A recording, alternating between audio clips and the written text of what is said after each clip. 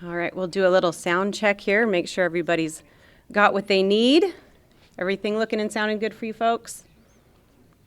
All right. Well, good afternoon. I'm Diane Pearce, and it is my privilege to serve as the Mayor Pro Tem for the City of Clovis. I want to thank the members of the media who took time out to come and cover this important issue, and the community members who showed up to support the effort to protect girls' sports. I also want to thank all the local elected officials who are standing up here to show these female athletes who have worked so hard for the chance to compete at the state championships that we applaud you and are calling on the California Interscholastic Federation, CIF, to restore the integrity of the girls' divisions in athletics here in California. While we will be hearing from some of the elected officials who are here today, I also want to acknowledge the others in attendance. I thank Clovis School Board Trustee Dina Combs-Flores and my City Council colleagues, Councilman Drew Bessinger and Clovis Mayor Vong Moanatua, for being here in support, as well as Clovis Veterans Memorial District Board Member Don Watnick and Pastor Jim Franklin. Clovis Unified has incredible athletic facilities, and I am proud that we are able to host the state track and field championships here and welcome these athletes and their families to the wonderful city of Clovis. We should be focused on celebrating their hard work and accomplishments, but because the CIF, Governor Newsom, and the state legislature have failed our female athletes, there is a distraction that hangs like a cloud over this weekend's events. In February, President Trump signed the Keeping Men Out of Women's Sports executive order, which simply asserted the intent of Title IX to protect women's opportunities for fair and safe competition, with the clear direction for all athletic organizations and governing bodies to ensure that biological males were not competing against biological females. We saw the NC2A bring the policies governing collegiate sports into compliance with this direction. We did not see CIF and the state legislature of California course correct to be in line with these directives. CIF stated they would not alter their policies and would adhere to state law, continuing to allow biological boys to compete against girls. The legislature has had multiple opportunities to take up bills presented by Republican lawmakers and rectify this situation. Instead, they rejected these common sense proposals and drove California headfirst into this embarrassing situation culminating here in Clovis this weekend. Instead, it has taken the outcry of the people and the elected officials here today to get the Trump administration to threaten action against CIF and California if they do not straighten up. Over the past few days, CIF has offered last-minute adjustments to their qualifying and placing practices that only underscores their knowledge that biological girls have been cheated out of the opportunities they earned. Today, I call on CIF to do the right thing. Updates 1 and 2 were not enough, but the third time can be the charm. Remove biological boys from girls' sports and restore the integrity of our girls' divisions. And now, you might notice that State Senator Shannon Grove got held up on the floor of the legislature this morning, but she called me and asked me if I would read her statement and share it with you. It is also in the media packets that have been provided to you. So from State Senator Shannon Grove. Good afternoon. As our community prepares to host the CIF State Track and Field Championships, we come together to celebrate the talent, discipline, and determination of our young athletes. But we also face a growing and urgent challenge: the erosion of fairness in girls' sports. Across the country and here in California, biological males identifying as female are being allowed to compete in girls' athletic competitions. This isn't about denying anyone's identity or humanity. Every student deserves respect and safety, but compassion for one group should not come at the cost of fairness for another. Girls work hard. They train for years to earn a spot on the podium, a scholarship, or a record. They deserve the chance to compete on equal footing against other biological females. Allowing boys into girls' sports puts their achievements, opportunities, and even safety at risk. That's why I introduced SB 622, which will ensure that participation in sex-segregated sports is based on a student's biological sex at birth. It's a simple, common-sense measure to protect the integrity of girls' athletics. California's current policies, driven by Governor Newsom's California for All agenda, are failing our daughters. It's time we stand up and demand a level playing field. Let's stand together for fairness, for opportunity, and especially for our girls. And it's signed Senator Shannon Grove of the 12th District. Now I'd like to welcome up our Assemblyman David Tonga. Take a sec just to adjust this so you can hear me.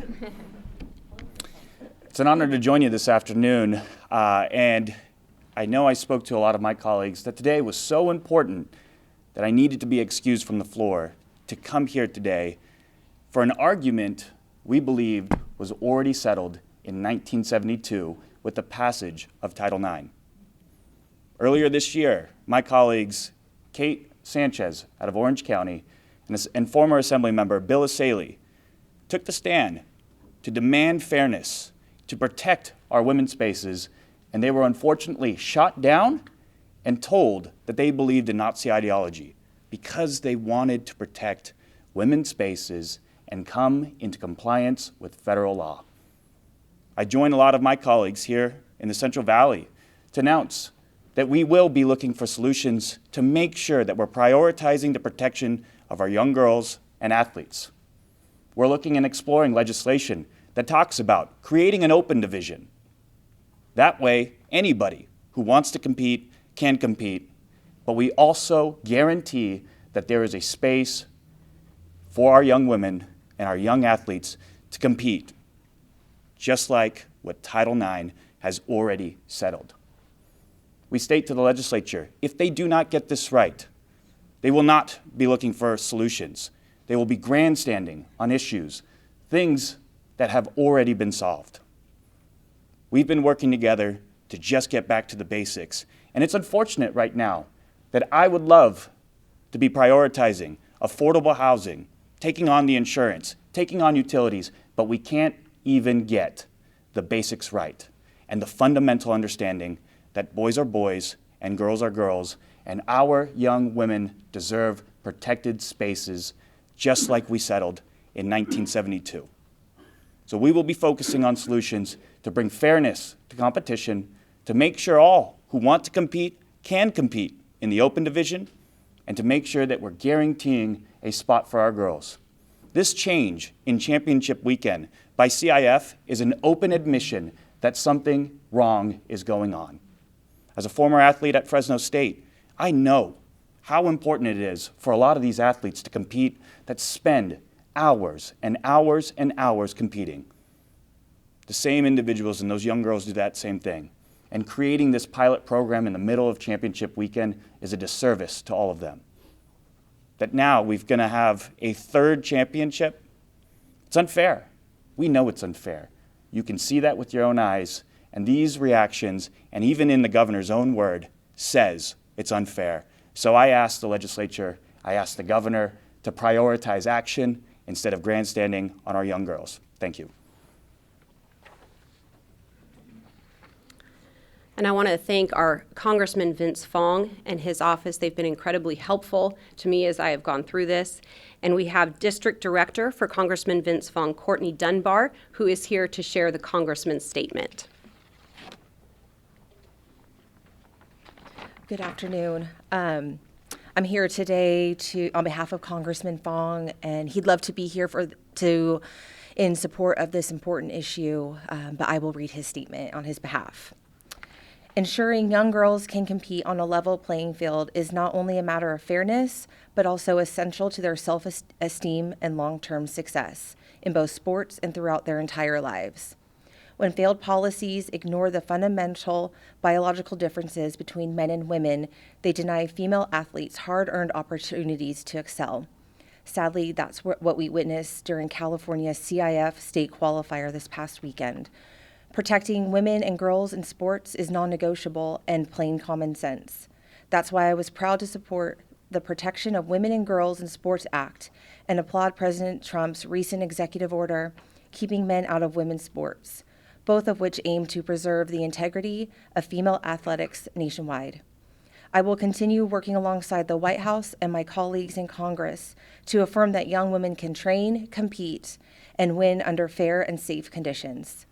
Governor Newsom, please stand up for these young women and restore fair competition across California's playing fields. Thank you. Now I'd like to welcome Fresno County Supervisor and Vice Chairman of the Board, Gary Bredfeld. Thank you. Thank you all for being here. These attacks on girls and women in women's sports by boys and men parading as females must end immediately. Transgenderism is not something to be celebrated, but psychologically treated by mental health professionals. These are disturbed folks, and the charade has gone on for too long. We must protect female athletes from these biological males that want to steal their dreams and accomplishments. Those who defend this assault on women's sports are on the wrong side of history, and they'll be shamed by their actions. Those in elected positions of leadership who remain silent will eventually be held accountable for their complicity and inaction. Let me be clear, there are only two genders, men and women. They're different physically, and that's why they've always competed against their own sexes. A boy cannot become a girl simply because he puts on makeup or a dress and he declares he is. To call him a girl is to go along with a delusion. And God doesn't make mistakes, ever. Tomorrow at the competition, we face an issue that strikes at the core of fairness, common sense, and the rights of young women across California. Allowing biological males to compete in high school girls' track and field championships is disgraceful and simply wrong. Only in California could such an absurd and dangerous policy not only be allowed but celebrated. This is not inclusion, this is insanity, and it must stop. All of us here today want to protect opportunities for girls and young women who train hard, make sacrifices, and who compete with integrity, and we oppose their achievements being stolen in broad daylight under the phony notion of being inclusive. There is no fairness or justice for a girl who trained all year only to be pushed off the podium by someone with a biological advantage. When a boy is allowed to enter a girls' competition, that is not progress, that is a disgrace. In response to the public, the CIF just revised their rules. That tells you everything you need to know. They know it's wrong and unfair, but their pathetic rule change does nothing to right the wrong or stop this travesty from occurring tomorrow. California has sadly turned its back on girls' sports in the name of political correctness, and it's up to leaders at every level to stand up and say enough. Governor Newsom, while acknowledging it's unfair for boys to compete against girls, has done nothing to stop the insanity. He and the state legislature are comprised of radicals and lunatics who defend this insanity. It's up to all of us, parents, coaches, school boards, elected leaders, to oppose this madness. Speak out, demand fairness. Our daughters deserve to compete on a level playing field, not to be sidelined by radical ideology. This is about right and wrong, and I, along with many others, including President Trump, will not stop fighting until this injustice is corrected and common sense is restored to California athletics. Thank you. And Fresno County Supervisor Nathan Magzig. Thank you. The tough thing about following all these great speakers is they've stolen my speech. And so I'd like to focus really on two things, which, of course, is a level playing field and fairness. So I have 3 sons who have played sports. I only have one that's left in high school. But I've spoken with mothers who have daughters who actually are going to be competing this weekend. And so one of the things that really strikes home for me is not only those women who maybe could have competed this weekend that have been displaced, but those who are going to be competing this weekend who may end up losing because they're competing against a biological male. So again, as we look at this through the lens of just a fairness and a level playing field, that does not exist. And as adults, as parents, we all should be fighting for our daughters, and I am proud to stand with everyone here today doing just that. Thank you. We also have Clovis Unified School District Board Trustee Tiffany Stoker-Madsen. Thank you, everyone, for taking time to be here. This message that we have is really important, not just for young women in California, but everywhere. I want to start by saying that I'm grateful for the opportunity that I've had the last 7 years to serve on the Clovis Unified School Board. But I am here speaking as myself and for myself. I'm not here speaking on behalf of the board or Clovis District. We have the honor of being the venue for the California State Track Meet that CIF uses to run the state track meet. And I say that because this is a state and a national issue. It is much, much bigger than just here in Clovis. And I stand here today as a mother of athletes. I have 5 children, and I have a son and daughter that for the past 4 years have competed at the state track meet, even earning spots on the podium multiple times. So I have witnessed the elite athleticism of these 1,500 athletes that are coming this weekend. It's incredible. And it's a culmination of hours and hours of training, pushing their limits, spending hours of time analyzing film to see their technique and see how they can improve their skill and their techniques, discipline to certain diets that will help them perform better, sacrificing a lot of high school marquee events like prom or senior grad night because of their sport, because they feel like they have a shot at a championship. I believe every child, regardless of their background, their identity, or their journey in life, deserves our respect, our compassion, and a chance to thrive, an opportunity to thrive. However, at the same time, we must stand for what is true and what is fair, especially in areas where biological differences make a difference, such as in sports. My son and my daughter both competed in the same event. If they had to compete against each other, it would be very obvious the disadvantages that the biological girls have against biological males. There's just no comparison. Our predecessors worked so hard to claim a space and a presence for women in sports and to have equality in sports. Why have we gone backwards? What is happening in women's sports is wrong. These female athletes deserve a level playing field. This is not about politics, it's not about hate. It's about protecting the integrity of female sports. I urge Governor Newsom and our California state legislators to protect the women of California.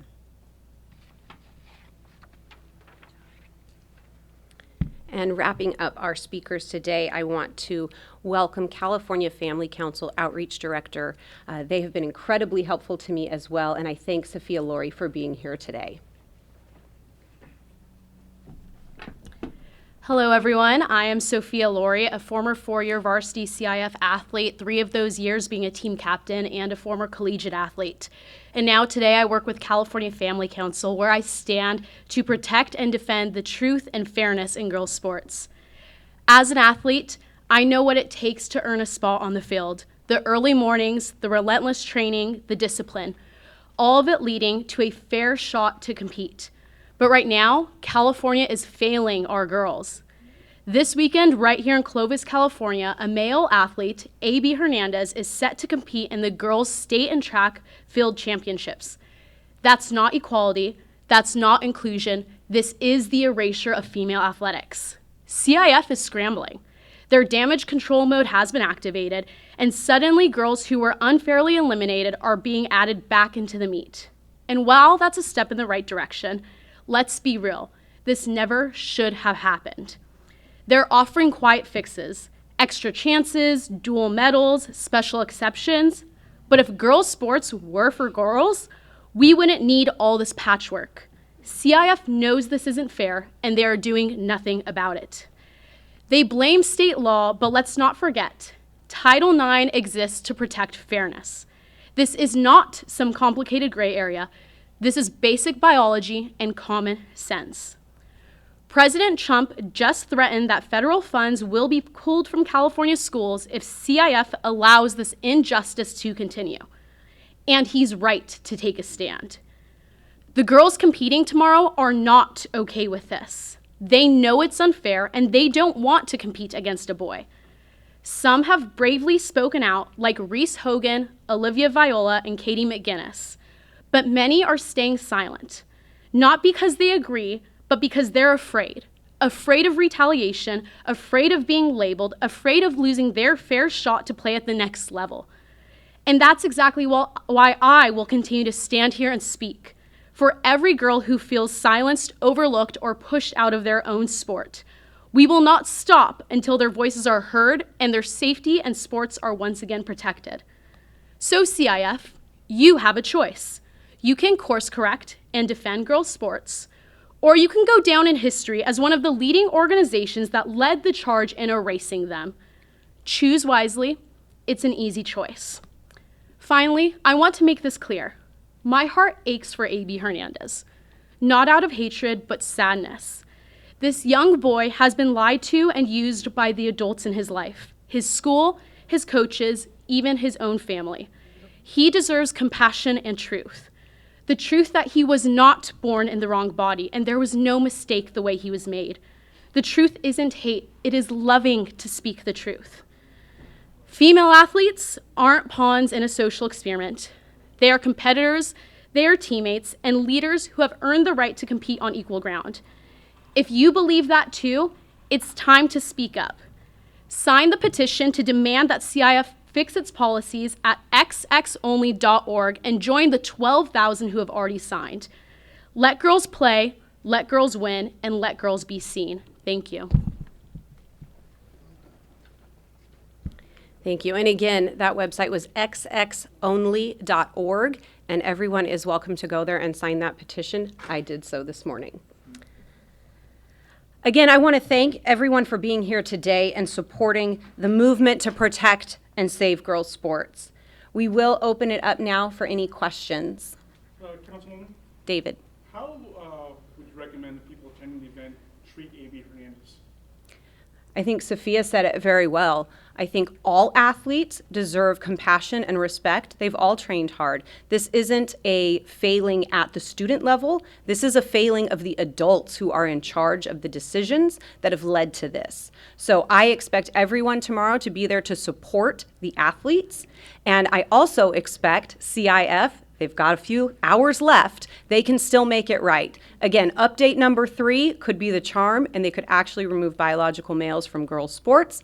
But again, everyone tomorrow needs to be there with complete respect for the athletes and families who have traveled to Clovis to take part in the championships, and that would be my call. The CIF pilot program will, of course, allow cisgender girls, if they get the second highest, the 2 continue. Right. Why is that not enough? So the first update was in the qualifying practices, and that was the one that said if in one of the semifinals a biological female was left out of moving on because of a biological male, that girl would be invited to continue to compete. The problem with that is she's being invited to come and get beat by a boy again. If we don't remove the biological boys, we're not truly giving an equal playing field to the biological girls. Yeah, absolutely. So I can tell you it's not enough, because if that individual takes second, there's still another girl that's left off of the competition. And then we're going to make another adjustment from there. But not only that, the only psychology that we're thinking about when it comes to this is the psychology of that individual, but not every single girl athlete that has to look at somebody else and say, this is not right, this is not compliant. And it completely changes, as somebody who's been an athlete, fundamentally how you prepare, fundamentally how you compete. And now we're just supposed to bring a girl who lost a week ago. When you're done with competition, you're probably going home, you're eating ice cream, and you're taking a break. And now that person is thrown back into the mix. It's not fair.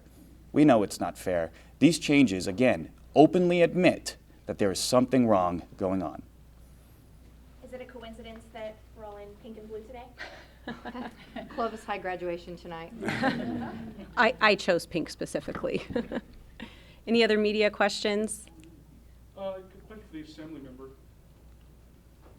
How do you politically get your open division idea passed in the legislature?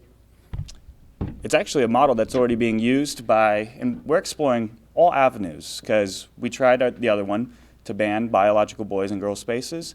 But now, why we talk about this open division is because the Professional Bowling Association actually implemented that a long time ago. And it fosters competition. And I believe that brings in fair competition. You want to compete in the sport, you can go ahead and compete in the open division. But this also brings us into compliance with Title IX. I'm focused on solutions and really bringing it to the point where I'm going to ask those same individuals that asked us earlier this year that if we believed in Nazi ideology, is that honestly what they think we believe in? By just saying the normal thing?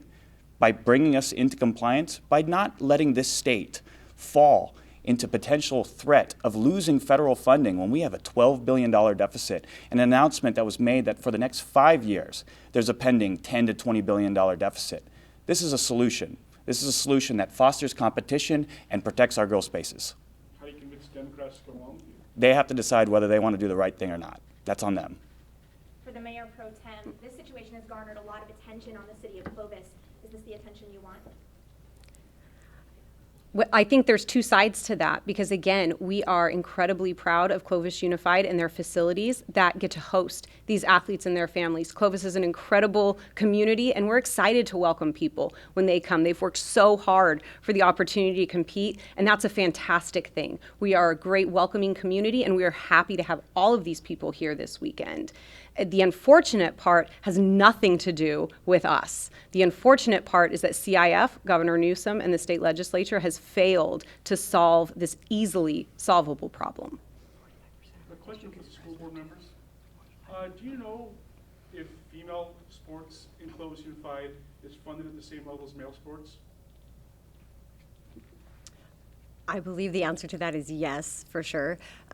Each school receives a little bit of funding from the district, but then schools have the opportunity through their foundations to fundraise at each school site. So yes, they receive the same from the district, but locally within each school, it might look a little bit different based on what they fundraise.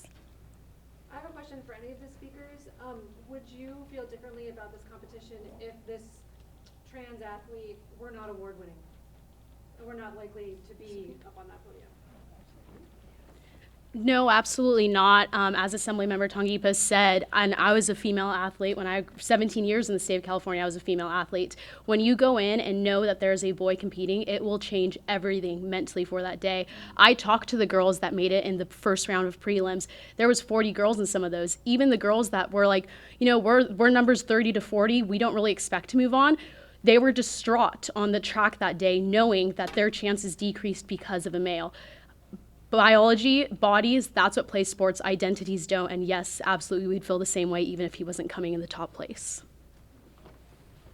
And again, I'd say no as well, because we saw what happened in Mountain West competition. There was an individual who played on the San Jose State volleyball team.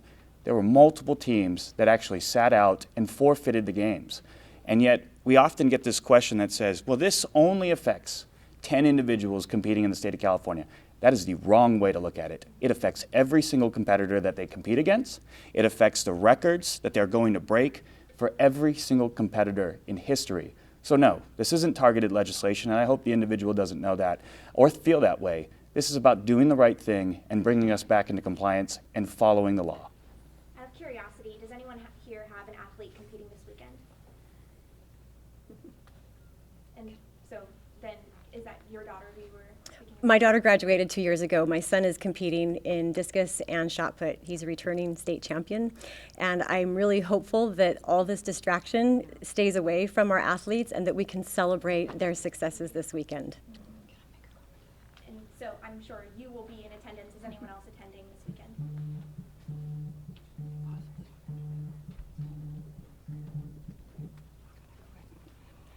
Hi, I'm Dina Combs-Flores. I'm also a member of the Clovis Unified School Board, and I just wanted to respond when you asked about, is this about attention to the city of Clovis?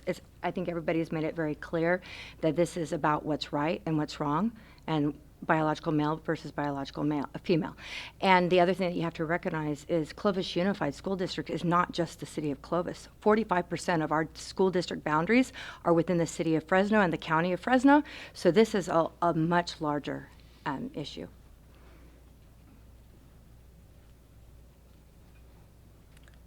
Any other questions?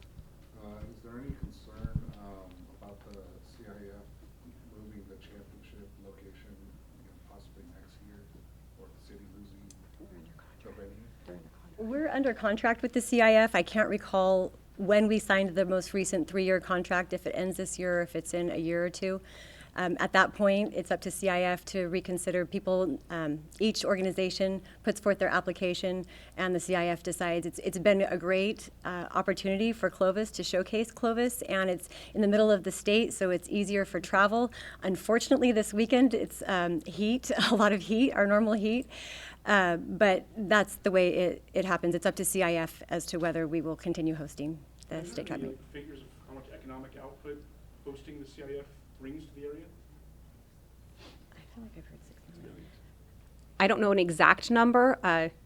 Tiffany just said she'd heard 6 million. I think that's probably reasonable. I know it's a great boon for our hotels that get to host these athletes and their families, and certainly our restaurants and other businesses here in town benefit from that. So it's certainly not something that we would actively want to not have here. We would actively pursue continuing to showcase Clovis and Clovis Unified facilities. We would just like CIF to do their job and make sure that girls' sports are protected.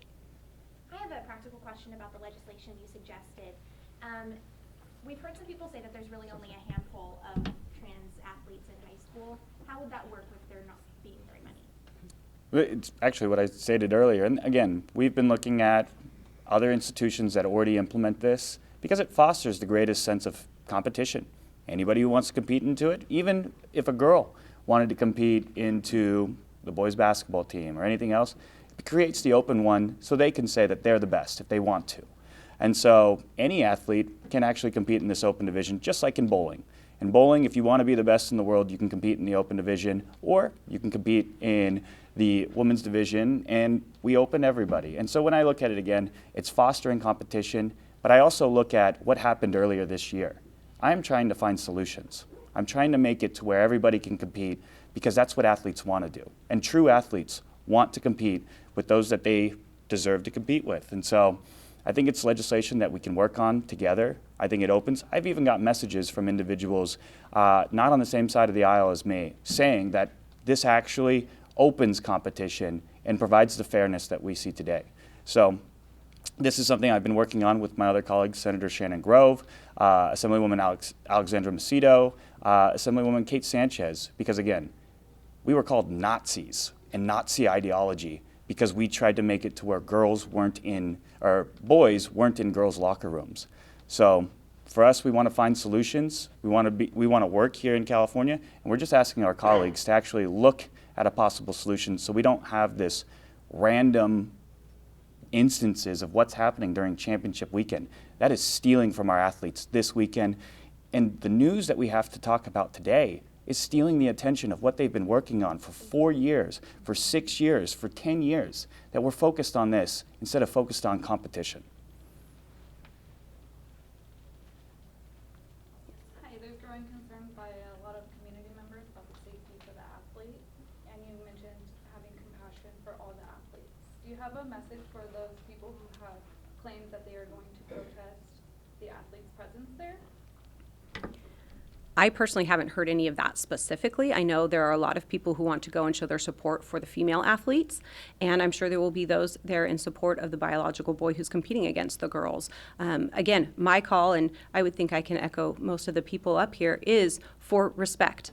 And again, as the Assemblyman stated, these kids have been working for years and years and years and training incredibly hard, as Trustee Madsen noted. So that should be the focus. And again, it's really incumbent on CIF, the governing body of high school athletics, to get this right so that we can focus on those accomplishments. We can be there simply to celebrate the athletes without this cloud hanging over it. Will there be any security available for that student in case there should be any threats? I believe that our law enforcement, our Clovis Police Department, is very aware of the situation. I can't speak for them. I just know, since we are hosting the venue of it, that they're aware of the situation, and I believe they will have the proper enforcement. I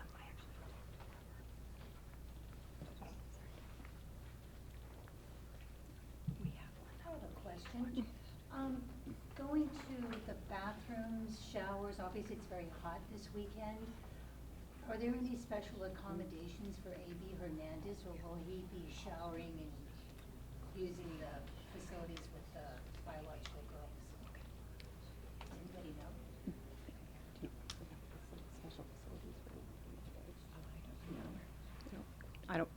I don't know the answer to that. I don't know what the situation is. All right.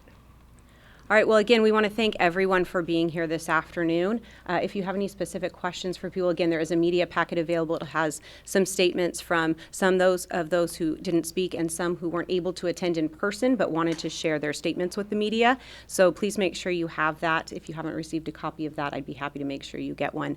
I know Sophia also has some additional information about their xxonly.org website and the CIF petition. So again, thank you so much for being here. We appreciate that. And to everyone up here with me, thank you for your support today.